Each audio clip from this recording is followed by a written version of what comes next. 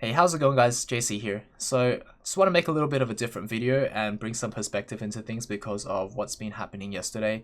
And I noticed that most of you guys are around like mid-20s to mid-30s, so I feel like this could be very relatable to you guys.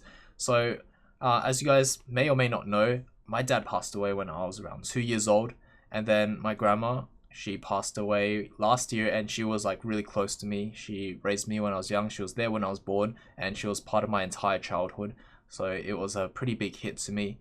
I've gotten over it for the most part, but it still lingers. Every now and then I still have dreams like where I see her, I try to hug her, and then I just bawl my eyes out within my dream. It's so weird because I in my dream I physically or consciously know that she's not alive, but yet I could hug her and she's there. It's really surreal and really weird. And I would wake up in the middle of my night and just be crying, like actually crying in bed. And then I'll be like, oh, it was all just a dream, but like I literally cried myself awake.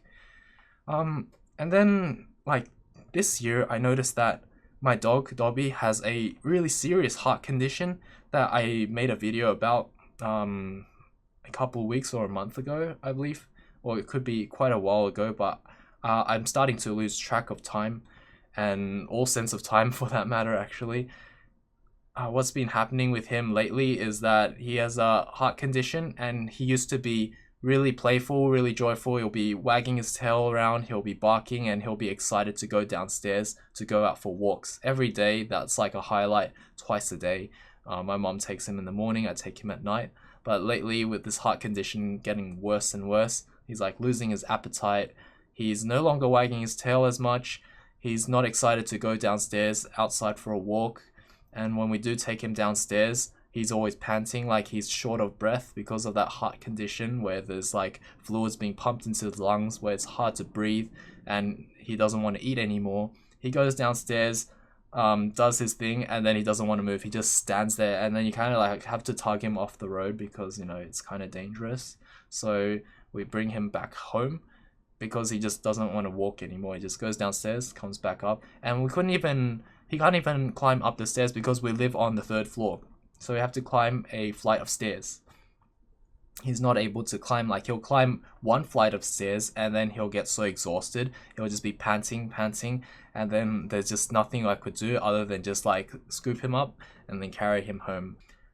It's just like things are just going pretty south. Whenever I visit the vet, you know, or actually the first time I visited the vet, I did ask him after the x-ray and after like the operation, saying like, best case scenario, how long do you think Dobby has to live? And Dobby's my pet dog, King Charles Cavalier, that I'm talking about. And the vet said at best 6 months to 12 months is best you could expect. So like, just to put things into perspective, it seems the things or people or pets that I care about seems to be disappearing or dying. And I think this kind of ties back into last year, where after my grandma passed, I noticed that World of Warcraft, or classic World of Warcraft, came out around August, and it felt like a really good escape to go back to a time where everything was good. It's just childhood, school, play, fun, and escape, right? So I believe you guys might have noticed around that time I started to play League of Legends less and less, started to make videos less and less consistent, started to play World of Warcraft more and more until I played like an unhealthy amount, to the point where I'm staying up to like 7 a.m., 6 a.m. now, just playing World of Warcraft, or procrastinating, thinking of making videos, or just watching VODs, or trying to improve for League of Legends, but half-assing it because I'm still trying to escape. Whenever I think about it, I'm like, this doesn't seem right, because if I'm trying to escape, isn't League of Legends a really good escape? And that got my mind to wonder, well, perhaps that League of Legends has its up and downs, and if you've been rusty and haven't been playing as much, then you wouldn't be winning as consistently. And if you're not winning as consistently and you're getting flamed more because you're losing your lanes, then you kind of have like negative reinforcement that just trickles down to being distanced from the game. So you have like games that give you a steady flow of dopamine, such as MMOs like Runescape, World of Warcraft, that you grind, you get levels, you get gear, you go to raids, you get more gear, you PvP, maybe you get some more PvP gear, or like RuneScape where you're leveling professions, I don't know, rune crafting, probably the worst, stuff like that, and then you're just progressing. You're getting this slight dopamine bump every time you get the EXP, you get the levels, you see the EXP drops or whatever. They give you a steady flow of reinforcement and happiness. While in League of Legends, if you're rusty and you don't play well, or if you start losing a lot and you start getting flamed, which is really toxic when that happens, like the enjoyment goes down, but sometimes it spikes up when you do well. And it's inconsistent, but I think it's more so downward than up for me lately. And I think that's where I've been going for that escape. And then what really ties in is, some of you may or may not know, but it was like a really big shock to me. I think I bawled my eyes out. Like yesterday, Rekful took his life. I was looking him up and I noticed that in his final stream, actually, I'll just show you guys what he said. Maybe I should just, should I get us out of here? Maybe the trick is that I need to die to get to the next part. There's another game. Should I risk it and find out? No?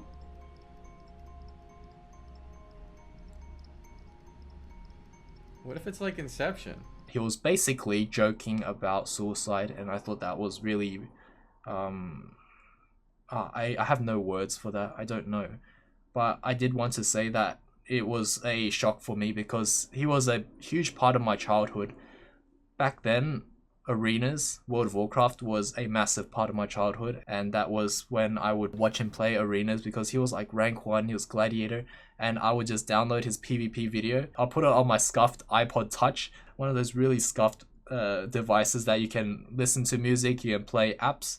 It has no cellular service, and you could just watch videos on it, I guess. I'll just be watching his PvP videos over and over and over. I think there was like one video in particular that I just watched over 100 times. It was insane. It was absolutely crazy how many times I watched. I'll just be studying his every move, like, do I blind here? Do I vanish cheap shot there? Do I focus macro shadow step kick? What do I do on each situation against each matchup? It was basically like an idol to me. He was just someone that I really looked up to. I spent ridiculous amount of hours just watching him play PvP. And I think a lot of you can relate that if you're in your mid-20s to mid-30s, that you're going to be experiencing death for maybe the first time, or maybe you've already experienced it. But I feel like it's very rough and everyone responds differently. Like for me personally, I just been responding with just ways to escape and just to take my mind off things, just lose track of time. And it's been, I don't think it's been good. And I noticed that at the same time, there's either a steady flow of dopamine by playing World of Warcraft and just like forgetting about everything, but there's also the other dopamine rush of just growing your YouTube channel, doing well, like posting content consistently, which I felt like was one of the highlights of my years. Like honestly, prior to 2019, I think I was having the time of my life. Honestly, everything was going really well. Like my dog was healthy. I mean, grandma was not healthy, but she was there. She was alive. And my YouTube career was going really well. And then like, you know, this year rolls around, everything goes downhill. COVID-19, I can't even go to US to kick myself and force myself to just work on my YouTube and my Twitch. If I had to give you guys a takeaway message, or maybe tell my past self what could I have done better to cope with this situation and just get over it, or just try to move on from it quicker, try to not dig myself this massive hole and grave that I kind of climbed into, then I would say I had to think about it, and I honestly can't come up with a proper answer, but I can tell you that the best result or best case scenario, barring what the equation would be in between, is that I wish that I would have continued with my career for League of Legends, posting YouTube videos, being on top of it with streaming, and cutting off World of Warcraft completely. That would be the best end result. At the same time, be able to, I don't know, save face, I suppose. It's more like a Chinese thing, but it's definitely the best way I could describe it. Is I feel ashamed of myself that I've dug myself this massive grave and climbed into it. I guess it could be related to sort of like being a drug addict. I know it's not like it's an extreme, but maybe playing classic World of Warcraft is like an addiction and also an escape that can be sort of tied into or linked to drug addiction. I'm not saying it's the same thing, but I can definitely see some similarities to how it's affecting my life. But I think it all comes down to just mentality and self-discipline. So definitely what I've been practicing in the past, like a couple of years ago that I already stopped, is cold showers, daily exercises, and maybe even look into meditation. I feel like if I could consistently do those three every day, self-discipline, and also completely cut myself out from something like World of Warcraft, which I feel like I've invested so much time into that it will be such a waste to just pick up and leave right now, then I could get myself back on track, like just hard get myself back on track. I don't know how happy I'll be at the end of the day, but I definitely know that the dopamine of accomplishing things would be back. So to put things into perspective, World of Warcraft feels really good, is really nice. I really enjoy the game itself, but when you take a step back and you see things from a bigger picture, you notice that my channel is just going up in flames, and that makes it feel very bad. So it's almost like taking a drug, feeling really good about it, and then later on having the withdrawals and needing to take more drugs in order to counteract the withdrawals in the first place, and it becomes a vicious cycle. Just so that we're clear, I have never been on drugs, I never tried, and never will. Anyways, to round up the clear takeaway message, whether you're on a drug addiction or you're on video game addiction or something that you know is clearly ruining your life, for worse, even though it feels good at the time, and something that's really hard to give up on because maybe you've invested a lot of time into and feels like a waste, or you're just simply addicted because it's a drug, or it could be something else. You just need to cut that out of your life completely. It's easier said than done, obviously, and you'll probably need help. Like, I'll probably need help. I don't want to quit. I don't feel like quitting, but I know that that's what's best for me. It's not like, doesn't mean I'm actually gonna do it like flick of a switch, you know? But it's definitely something that I feel like will fade over time, and that's not good enough for me. So my advice to my past self is I shouldn't have started World of Warcraft, but then at the same time it did help me cope. So there's like a silver lining. It's just like all grey. It's not black and white, and it seems like a bit messy. But, you know, cutting it cold turkey is very hard, and I think the first step you can do is to train your brain. And in order to train your brain, you just want to take cold showers. How does that help? If you step into a shower and the cold shower is completely optional, but you can overcome that mental block and that self-discipline and all of that by turning on that cold shower and having a cold shower all the way through, then, you know, you're onto something. You're training your brain to listen to you for the better good. And also, I believe there's some health benefits to cold showers as well, such as weight loss. So you guys could look into that. The reason I stopped before is because I just lost my self-discipline, and that's something that, again, I'm ashamed of. But with that said, there's definitely things that you can work towards if you're stuck in a rut like me. You could start taking cold showers, you could start meditating, you could start exercising every day. Combine all three of those, or just take it one step at a time. Work on cold showers, do it for 2 weeks straight, and then implement maybe exercise into your rotation and have both of those every day.